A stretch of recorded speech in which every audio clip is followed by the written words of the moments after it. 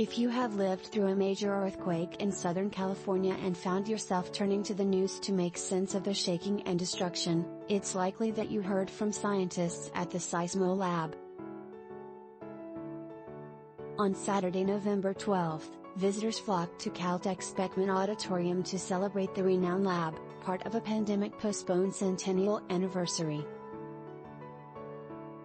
Among the scientists paying homage, there was Dr. Lucy Jones, founder of the Dr. Lucy Jones Center for Science and Society and beloved communicator of science. Over the past several decades, Jones has reached out from the Seismo Lab, through televisions and radios, in the wake of major earthquakes to help soothe the frayed nerves of a frightened public. What happens after the event? Since there is no lead-up, now we're dealing with people who were suddenly. And a large part of what we are doing, why journalists come to the Seismo Lab after the earthquake, is that when we give the earthquake a name, we give it a number, we give it a fault, we're saying somebody understands this. And that reduces the fear.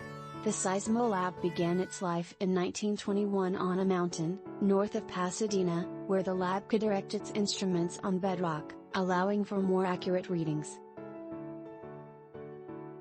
The lab was later moved to a mansion on San Rafael Avenue and, in 1974, moved again to its current home on Caltech's campus. Throughout its long life, the lab has been at the forefront of seismological research.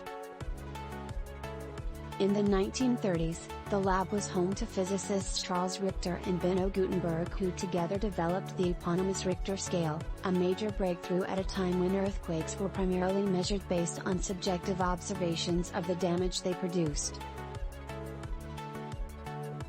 In close partnership with the USGS, located across the street from Caltech's campus, the Seismo Lab provides the seismic data used by other organizations to study the potential risk to life and property posed by land development projects in Southern California.